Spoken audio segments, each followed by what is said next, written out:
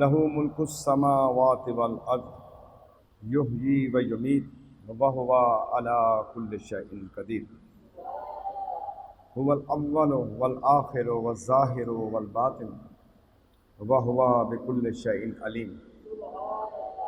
صدق اللہ العظیم۔ ان اللہ وملائکتہ یصلون علی النبی یا ایھا الذین آمنوا صلوا علیہ وسلموا تسلیما۔ اللہم صل علی محمد وعلی آل محمد وبارک وسلم۔ سبحان اللہ وبحمدہ سبحان اللہ العظیم۔ صلو علی النبی اللہم صل علی محمد وعلی آل محمد وبارک وسلم۔ اللہ تعالیٰ کے فضل و احسان کے ساتھ آج جمعۃ المبارک، آج عظیم دن کے اندر میں اور آپ اللہ کے گھر کے مہمان بنے ہیں۔ توحید کے مفہوم کے اوپر بات کر رہا تھا سابقہ جمعہ میں کہ ہر چیز کا خالق بے شک اللہ تعالیٰ وحدہ لا شریک ہے، اور یہ کہ عالم کو وجود دینے والا وہ مالک و خالق ہے، اور اسی کی ذات اکیلی ذات ہے۔ توحید فی الربوبیت کو سمجھنے کے لیے تفصیلاً قرآن مجید فرقان حمید کا مطالعہ کرنا بہت ضروری ہے، جس کا خلاصہ یہ ہے کہ اللہ تعالیٰ ہی ہر چیز کا رب ہے اور اس کا مالک ہے، اور اس کا مدبر ہے، اور اس میں تصرف کا کلی اختیار اللہ کے پاس ہے۔ اس اختیار میں کوئی بھی اور شریک نہیں ہے۔ پوری کائنات میں زمین و آسمان کے اندر کوئی بھی اس کا شریک نہیں ہے، اور وہ کمزوریوں سے پاک ہے، کسی قسم کی اس میں کمزوری نہیں ہے، اور کوئی اس امور کو چلانے میں اس کا مددگار معاون نہیں ہے، اور اس کے حکم کے آگے کوئی انکار نہیں کر سکتا۔ جو انکار کرے گا وہ ہلاک ہو جائے گا، جو اس کی مخالفت کرے گا وہ تباہ و برباد ہو جائے گا۔ لہذا توحید فی الربوبیت کو توحید اسبات بھی کہتے ہیں، اور یہ توحید فی الربوبیت سے مراد یہ ہے کہ اللہ تعالی جل شانہ کے واجب الوجود ہونے پر اور اس کی وحدت مطلقہ پر ایمان لایا جائے، اور اس امر کا اقرار کیا جائے کہ اللہ تعالیٰ ایک رب اور پروردگار ہے، اور کوئی اس کا شریک نہیں ہے۔ اور توحید کی یہ قسم یاد رکھیے، توحید فی الربوبیت کی یہ جو قسم ہے، اس کا تعلق اللہ تعالیٰ کو خالق ماننا، مالک، رازق، پروردگار، مدبر الامور جاننا اور ماننا، اس عبارت سے جانا جائے گا۔ اور اللہ تبارک و تعالی کو اپنا رب ماننا، جو کہ تمام مسلمان مانتے ہیں، اور اس کی تمام جو صفات ہیں اس کے اوپر یقین رکھنا کہ اللہ تبارک و تعالی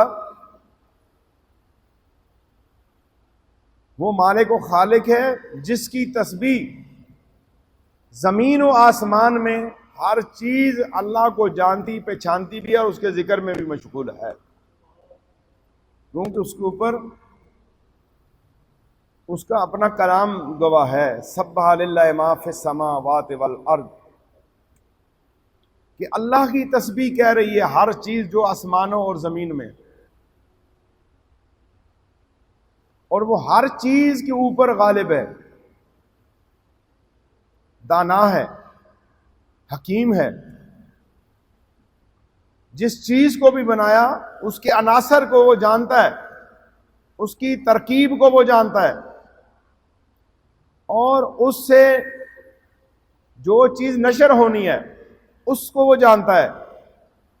انسان کو بنایا، انسان کی تمام چیزوں کو وہ جانتا ہے، بلکہ ہر مخلوق کو جو پیدا کیا اس مخلوق کے اندر جو کچھ بھی چیز ہے اس کو وہ جاننے والا ہے. وہ العزیز الحکیم، اور وہی غالب ہے، بڑا دانا ہے. وہ پاک پروردگار، لہو ملک السماوات والارض، اسی کے لیے ہے بادشاہی آسمانوں اور زمینوں میں. یحیی و یمیت، وہی زندہ کرتا ہے اور مارتا ہے. وہ زندگی دیتا ہے یحیی، اور موت دیتا ہے وہ یمیت. اس امر کے اندر کوئی بندہ بھی، کوئی مخلوق شامل نہیں ہے. جن فرشتوں کی ڈیوٹی لگی ہے روح قبض کرنے میں، وہ بھی اس کے حکم کے تابع ہیں. وہی زندہ کرتا ہے اور وہی مارتا ہے. وَهُوَ عَلَىٰ كُلِّ شَيْءٍ قَدِيرٌ، اور وہ ہر چیز پر پوری طرح دست قدرت رکھتا ہے. هُوَ الْأَوَّلُ وَالْآخِرُ وَالظَّاهِرُ وَالْبَاطِنُ، وہ اول ہے، وہ ایسا اول ہے کہ اس کے اول ہونے کے ساتھ کوئی اور اول نہیں ہے، کوئی پہلا نہیں ہے. اور وہ ایسا آخر ہے کہ اس کے بعد کوئی آخر نہیں ہوگا، وہی ہوگا. اور وہ ایسا ظاہر ہے، وَالظَّاهِرُ وَالْبَاطِنُ، ایسا ظاہر ہے اس جیسا کوئی ظاہر نہیں، اور ایسا باطن ہے اس جیسا کوئی باطن نہیں. اس سے مراد وہ ایسا ظاہر ہے، اس کے آثار نظر آ رہے ہیں. اس طرح کے آثار کوئی نہیں دکھا سکتا. کوئی سورج بنا کے دکھائے، کوئی چاند بنا کے دکھائے، کوئی ستارے بنا کے دکھائے، کوئی آسمان بنا کے دکھائے. یہ جو ظاہری چیزیں ہیں اس میں میرا مولا، میرا رب ظاہر ہو رہا ہے کہ اس کی قدرت ہے، اور وہ چھپا ہوا ایسا کوئی اسے دیکھ نہیں سکتا، کوئی طاقت اس تک پہنچ نہیں سکتی. وہی اول، وہی آخر، وہی ظاہر، وہی باطن.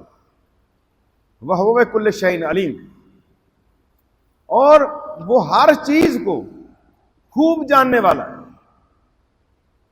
جس طرح ہر چیز پہ اس کی قدرت ہے، وَهُوَ عَلَىٰ كُلِّ شَيْءٍ قَدِيرٌ، اسی طرح وَهُوَ بِكُلِّ شَيْءٍ عَلِيمٌ، وہ ہر چیز پہ قدرت بھی رکھتا ہے اور اس کو جانتا بھی ہے. میرے عزیزو، میں اور آپ اس رب کے ماننے والے ہیں جس کی صفات میں کوئی داخل نہیں ہے. دیکھو، اللہ کی محبت کے لیے ان صفتوں کو جاننا ضروری ہوگا، مولا کی صفتوں کو جاننا ضروری ہوگا. کوئی اللہ کی محبت کا دعوے دار ہو کہ میں اللہ سے محبت کرتا ہوں، تو پھر اسے مولا کی ان صفات کی طرف جانا ہوگا، مولا کی صفات کی طرف جانا ہوگا. اور مولا کی صفتیں جو میں آپ کے سامنے بیان کر رہا ہوں، اور وہ رب جو ہے جس نے اس زمین و آسمان کو پیدا کیا، کوئی صفت میں شامل نہیں ہے. هو الذی خلق السماوات والارض فی ستۃ ایام ثم استوى علی العرش. وہ رحیم و کریم رب وہی ہے جس نے پیدا فرمایا آسمانوں اور زمین کو 6 دنوں میں، اور پھر مطمئن ہوا تخت حکومت پر، عرش اعلیٰ پر. اور وہ جانتا ہے جو کچھ زمین میں داخل ہے اور جو زمین اس سے نکالے گی، اس کو جانتا ہے. یعلم ما یالج فی الارض وما یخرج منہا، اس زمین کے اندر جو اللہ نے چیزیں رکھ دی ہیں، ابھی بے شمار ایسی جڑی بوٹیاں ہیں وہ ابھی تک لوگوں کی آنکھ سے اوجھل ہیں. یہ گندم کا پیدا ہونا، چاول کا پیدا ہونا، دالوں کا پیدا ہونا، یہ جو آپ کے ملک میں مختلف جو آپ کے فروٹ ہیں، ان کے پھل جو لگتے ہیں، یہ کہاں سے نکل رہے ہیں؟ یہ زمین سے نکل رہے ہیں. اب اس کی طرف اللہ تعالیٰ کا اشارہ ہے کہ اس زمین کے اندر جو میں نے داخل کر دیا ہے، جو کچھ زمین پیدا کر رہی ہے، جو اس زمین سے نکل رہا ہے، وما یخرج منہا، جو اس میں سے نکل رہا ہے، اس کو آخر کسی نے اس میں بیجا بھی تو ہے۔ یہ تو ظاہری اسباب ہیں کہ ہم دانوں کا چھٹا لگاتے ہیں، گندم ذمہ دار جو ہیں ہل چلاتے ہیں اور پھر وہ دانہ، اس دانے کو کس نے پیدا کیا؟ اس زمین کے اندر وہ قوت کس نے رکھی ہے اس بیج کو پیدا کرنے کے لیے کہ گندم بوئیں گے تو گندم ہی نکلے گی، چاول بوئیں گے تو چاول ہی نکلے گا، دال چنا ہوگی یا دوسری دالیں بوئیں گے وہی نکلیں گی۔ اب اس طرح اسی سے مراد جو ہے انسان کے اعمال کی طرف ہے کہ اے انسان تو اپنے اعمال کو دیکھ، جو تو بو رہا ہے، بیج رہا ہے، اب وما یخرج منہا، اب اس نے بھی نکلنا ہے، تمہارے اعمال نے بھی نکلنا ہے۔ اگر نیکیاں بیجی ہیں تو نیکیاں نکلیں گی، اگر بدیاں بیجی ہیں تو پھر بدیاں نکلیں گی۔ اور یہاں پر چونکہ توحید کا مفہوم بتا رہا ہوں اور توحید فی الذات اس کی طرف میں آپ کوئی توجہ لے کے جا رہا ہوں، تو وہی جانتا ہے جو کچھ زمین میں داخل ہے اور جو کچھ اس میں سے اس نے نکالا ہے۔ اور پھر ایسا رب ہے کہ وہ جو نازل کرتا ہے، اتارتا ہے کس سے؟ آسمانوں سے، جو اس کی طرف عروج کرتا ہے، اور جو اس کی طرف عروج کرتا ہے اس کے مفہوم کو سمجھنا ہوگا کہ وہ جو نازل کرتا ہے اللہ تبارک و تعالی، وما ينزل من السماء وما يعرج فيها، اللہ جل شانہ جو آسمان سے اتارتا ہے اور جو اس کی طرف عروج کرتا ہے۔ آسمان سے کیا اتارتا ہے؟ یاد رکھیے گا، آسمان سے ایک آپ کے سامنے اور میرے سامنے پانی کا برسنا ہے جو آسمانوں سے زمین کی طرف، وما ينزل من السماء، جو آسمان سے زمین کی طرف نازل ہوتا ہے۔ اسی طرح ہمارا رزق، ہماری کامیابیاں، ہماری ترقیاں، یہ سب اللہ تبارک و تعالی نازل کرتا ہے، اور جب ان کا نزول ہوتا ہے تو یہ رحمتیں اور یہ برکتیں اور یہ فضیلتیں انسان کو تلاش کرتی ہیں کہ یہ بندہ کہاں ہے جس کے لیے مجھے نازل کیا گیا ہے، اور جب اسے وہ بندہ بیداری کی حالت میں نہیں ملتا تو پھر دوبارہ واپس لوٹ جاتی ہیں۔ وما ينزل من السماء، جو آسمانوں سے نازل کرتا ہے، انسان کے لیے پانی برساتا ہے، انسان کے لیے رزق فراہم کرتا ہے، انسان کے لیے عزت کو نازل کرتا ہے، انسان کے لیے کامیابیاں بھیجتا ہے۔ وما يعرج فيها، اور جو اس کی طرف عروج کرتا ہے۔ یاد رکھیے گا، جب ہم نیکیاں کرتے ہیں تو یہ نیکیاں بھی اوپر کی طرف جاتی ہیں، اور جب برائیاں کرتے ہیں، بدیاں کرتے ہیں، گناہ کرتے ہیں، زمین میں فساد پیدا کرتے ہیں، جو کوئی شراب پیتا ہے، زنا کرتا ہے، برائی کرتا ہے، کوئی بھی گناہ کرتا ہے، وہ گناہ بھی اس کا اوپر کی طرف جاتا ہے۔ اب دیکھ لیں کہ ہم اللہ کی طرف کیا بھیج رہے ہیں۔ اللہ تو ہمیں آسمان سے کیا بھیج رہا ہے؟ پانی بھیج رہا ہے، عزت بھیج رہا ہے، رزق بھیج رہا ہے، فضیلتیں بھیج رہا ہے، رحمتیں نازل کر رہا ہے، برکتیں نازل کر رہا ہے۔ لیکن اے انسان، تو اللہ کی طرف کیا بھیج رہا ہے؟ تو اپنے اعمال کو دیکھ، کس کی طرف اللہ تبارک و تعالی دیکھ رہا ہے۔ اور پھر وما يعرج فيها فرمانے کے بعد اللہ نے وہ کلام یہاں پہ ارشاد فرمایا، وَهُوَ مَعَاكُمْ أَيْنَمَا كُنتُمْ، وہ تمہارے ساتھ ہوتا ہے جہاں بھی تم ہو۔ یہ جھوٹے نبوت کے دعوے دار یہ سن لیں، اور وہ جھوٹے خدا جنہوں نے بنائے ہوئے ہیں وہ بھی سن لیں۔ اللہ تبارک و تعالیٰ نے ہمیں آخری نبی جو دیے، انہوں نے توحید جو بیان کر کے ہمیں دکھا دی اور سمجھا دی، اور قرآن نے ہمیں جو سمجھ دی وہ کیا ہے؟ وہ رب جو پانی نازل کرتا ہے، عزتیں نازل کرتا ہے، اور تمہارے اعمال جو اس کی طرف رجوع کرتے ہیں، وہ مالک مجھے اور آپ کو تنبیہ کر رہا ہے، بتا رہا ہے، وہ تمہارے ساتھ ہوتا ہے جہاں بھی تم ہوتے ہو۔ وَهُوَ مَعَاكُمْ أَيْنَمَا كُنتُمْ، تم اکیلے نہیں ہوتے، تمہارے ساتھ دوسرا بھی ہوتا ہے، اور وہ رب ہے جو تمہیں دیکھ رہا ہے۔ میرے دوستو، پبلک میں جا کے، عوام میں جا کے ظاہر ہو کر صالح بننا آسان ہے، ممبر پہ بیٹھ کے صالح بننا، صالح والی باتیں کرنا آسان ہے۔ بات یہ ہے میری اور آپ کی، میں اور آپ تنہائی میں کتنے صالح ہیں، تنہائی کے اندر اللہ سے کتنے ڈرنے والے ہیں۔ جب ہمیں کوئی نہیں دیکھ رہا، جس وقت ہم بالکل مکمل با اختیار ہیں، اپنے کمرے کے اندر بند جو چاہیں کر دیں، کوئی دیکھنے والا نہیں ہے، تو اللہ نے یہاں پہ کہا نا اینما کنتم، جہاں تم اکیلے ہو تو وہو معاکم، وہ تمہارے ساتھ ہوتا ہے، تم اکیلے نہیں ہو۔ اے اللہ کے بندو، تم اکیلے نہیں ہو، اللہ ساتھ ہے۔ اس لیے تمہاری جلوت اور خلوت کے اندر اگر تضاد پایا گیا تو یہ نفاق کی علامت ہے کہ تم ظاہر میں تو بڑے پارسا، لیکن تنہائی کے اندر سب سے بڑے گناہگار۔ آئے ہم اپنے مالک کو اس طرح مانیں جس طرح اسے ماننے کا حکم ہے۔ توحید میں یہ بھی شرک ہے کہ اللہ سے بندہ تنہائی میں نہ ڈرے۔ زنا کا موقع مل گیا، بندہ سمجھتا ہے مجھے کوئی نہیں دیکھ رہا، دروازے بند ہیں، کنڈی لگی ہوئی ہے، کوئی بندہ نہیں دیکھ رہا، میرا والد نہیں دیکھ رہا، استاذ نہیں دیکھ رہا، ہمسایہ نہیں دیکھ رہا، پولیس نہیں دیکھ رہی، اللہ نے رد کر دیا ہے۔ وَهُوَ مَعَكُمْ، تم یہ نہ سمجھنا کہ تمہیں میں نے پیدا کیا اور اکیلے چھوڑ دیا۔ میں وہ رب ہوں جس نے پیدا کیا، پوری دسترت میرے پاس ہے، پوری قدرت میرے پاس ہے، پورا علم اور یقین میرے پاس ہے، ہر چیز میرے قبضہ قدرت کے اندر ہے، میں تمہیں دیکھ رہا ہوں، جان رہا ہوں، سن رہا ہوں، تم اکیلے نہیں ہو، میں تمہارے ساتھ ہوں۔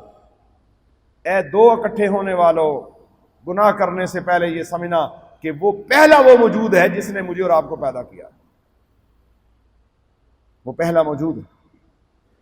عمومی طور پر جو چھپ کے گناہ کرنے والے ہیں، ان میں سب سے پہلا درجہ دو بندوں کے گناہوں میں چھپ کے کرنے والا پہلا ہے زنا۔ شرک کے بعد میرے نزدیک روئے زمین پر سب سے بڑا جرم زنا ہے۔ زنا کی قسمیں جتنی بھی ہیں، مرد کا عورت کے ساتھ کرنا، مرد کا زنا کرنا، یہ تو سخت کبیرہ گناہ ہے۔ سورہ لوط کے اندر اس کی تفصیل جو ہے اللہ تبارک و تعالیٰ نے قرآن میں نازل کی ہے۔ قوم لوط کا عذاب نازل کیا، انہیں زمین کو الٹا دیا گیا، مرد کو مرد کے اوپر دسترس جو ملتی ہے، زمین کو اس کے اوپر لوٹا دیا گیا، انہیں پتھر مارے گئے۔ یہاں تک حکم ہے کہ اگر کوئی ایسا مرد ملے جو مرد سے برائی کرتا یا کراتا ہو تو انہیں بڑی دیوار کے پاس کھڑا کر کے دیوار ان کے اوپر گرا دی جائے۔ لیکن اسلامی حکومت میں تو اس کے جو شہادتیں ہوں گی اس کے بعد سزا ملے گی۔ میرے دوستو، اتنا کبیرہ گناہ ہے، اگر کوئی یہ سمجھے کہ زنا کرتے وقت کوئی دیکھ نہیں رہا تو یہ اس کی خام خیالی ہے۔ ایسا دیکھنے والا ہے، ایسا دیکھنے والا ہے کس کے دیکھنے میں کوئی فرق نہیں، ایسا سننے والا جس کی قوت گواہی اور بصارت اور سماعت کے اندر کوئی فرق نہیں ہے، اور ایسا گواہ جس سے سچا کوئی گواہ نہیں ہے۔ اور پھر ایسی گواہی، زمین کی گواہی،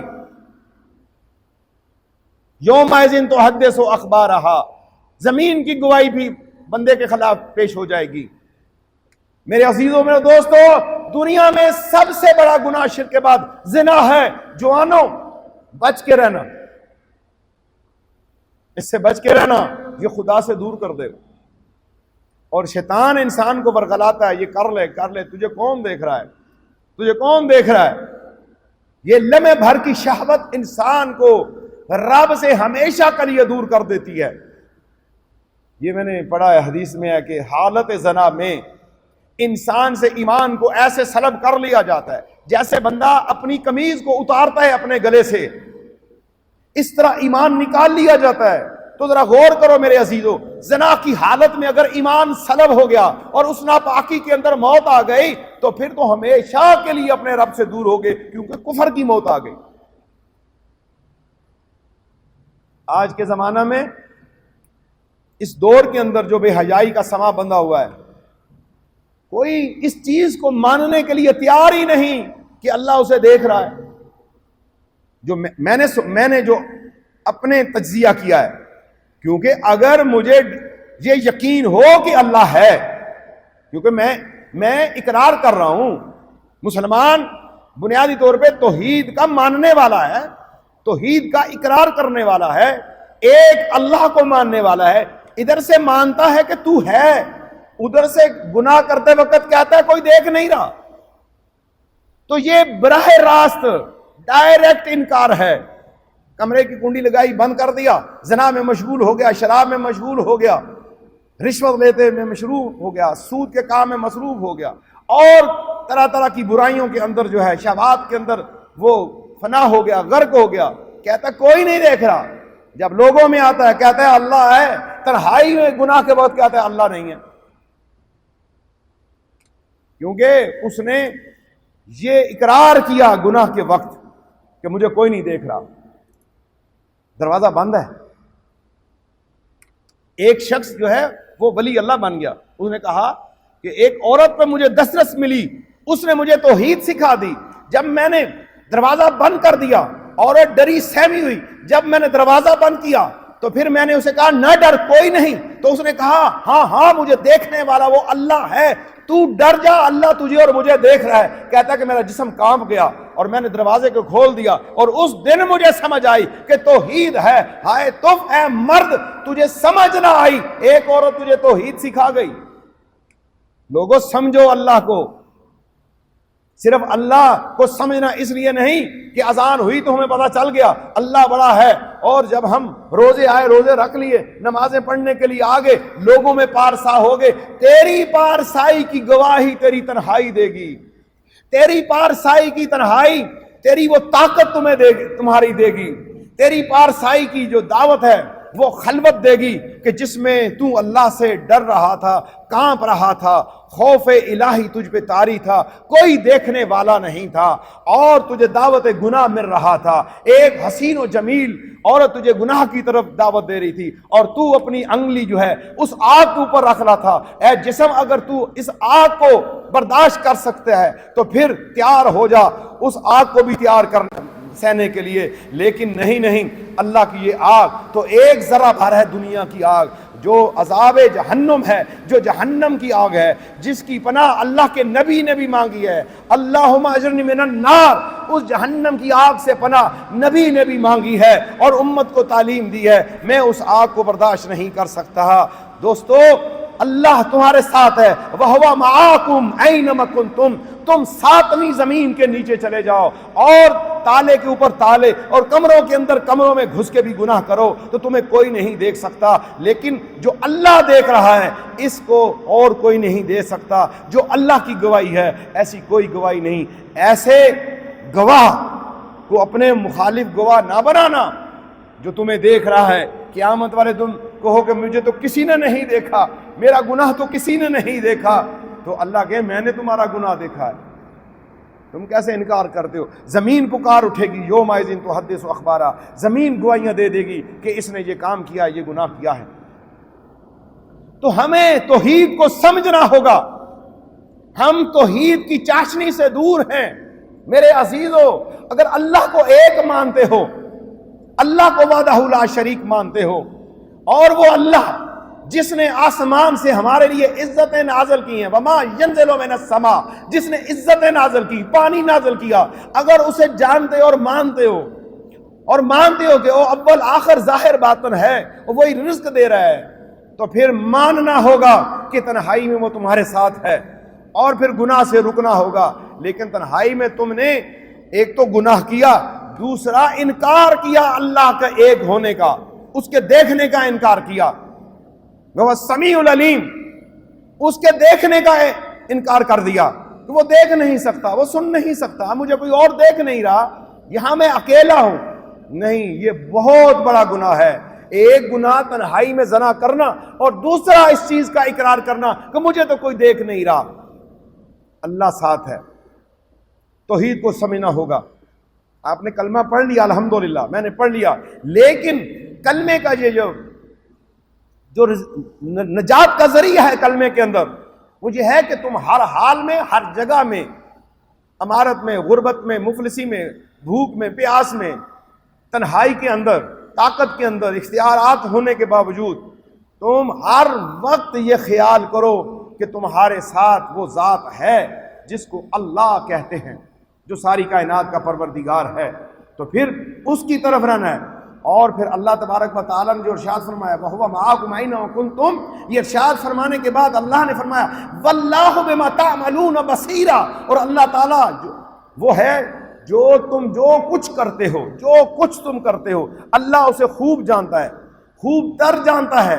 اللہ جانتا ہے کہ تم کیا کر رہے ہو، تم اچھا کر رہے ہو یا برا کر رہے ہو، لوگوں کی گواہی کی ضرورت نہیں پڑے گی، اللہ جانتا ہے تمہارا کام اچھا ہے یا برا ہے۔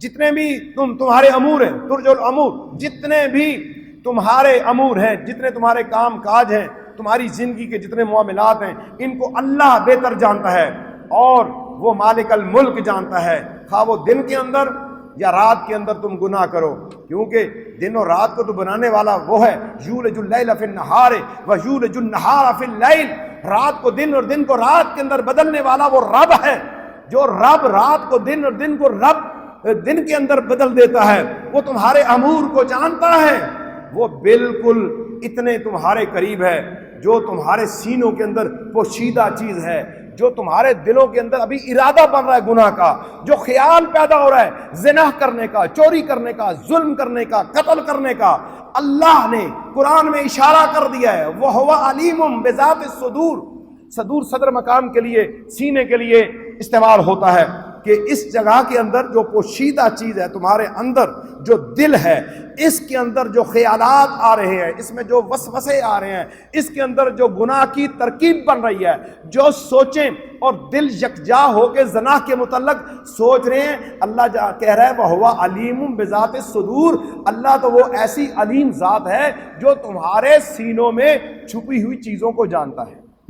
ابھی گناہ نہیں کیا آپ نے، گناہ کی طرف پہنچے نہیں، صرف خیال تھا، وہ رب جو ہمارے خیالوں پہ طاقت رکھتا ہے، ہمارے خیالوں کو کنٹرول کرتا ہے، اس کے اوپر اس کی دسترس ہے، وہ علیم بذات الصدور، وہ مالک جو ہمارے سینوں کی چھپی ہوئی چیزوں کو جانتا ہے، اس کے ساتھ اتنی کھلے عام بغاوت، کھلے عام دشمنی، کھلے عام اس کا انکار کہ آپ تنہائی میں جائیں اور کہیں کہ زنا کے وقت میں کوئی دیکھنے والا نہیں، کوئی ایویڈنس ہی نہیں ہوگی، کوئی گواہی نہیں ہوگا، نہیں، اس کی گواہی، اس کی ایویڈنس سب سے صاف ستھری اور پاک و پاکیزہ اور حق والی اور سچ والی، اور اس کی زمین اور اس کی بنائی ہوئی چیزوں کی گواہی، یہ زمین گواہی دے گی، یہ دیواریں گواہی دیں گی، آپ کے کمرے کی پڑی ہوئی دو دیوار اور اس کے اندر پڑی ہوئی چیزیں، انہیں زبان لگ جائے گی اور یہ گواہی دے گی، اور اس کے علاوہ اللہ نے جو فرشتے ہمارے ساتھ لگائے ہیں ان کی گواہی وہاں پر پیش ہو جائے گی۔ یہ کوئی نہ کہے کہ میں تنہا ہوں، اللہ نے اس بندے کو پیدا کر کے دنیا میں با اختیار بنانے کے بعد اسے تنہا نہیں چھوڑا، اس کے اوپر پورا کنٹرول ہے میرے مالک کا۔ میرے دوستو، ہم اس پہ ایمان لے کے آئے ہیں اور اس کے رسول صلی اللہ علیہ وسلم پہ ایمان لے کے آئے ہیں، تو پھر ہمیں یہ اقرار کرنا ہوگا کہ مالک ہر جگہ ہمارے ساتھ موجود ہے۔ یہی توحید کا مفہوم اور خلاصہ ہے کہ مومن کو یہ پتہ چل جائے کہ اللہ ہر وقت میرے ساتھ ہے۔ اللہ تبارک و تعالیٰ مجھے اور آپ کو عمل کی توفیق عطا فرمائے۔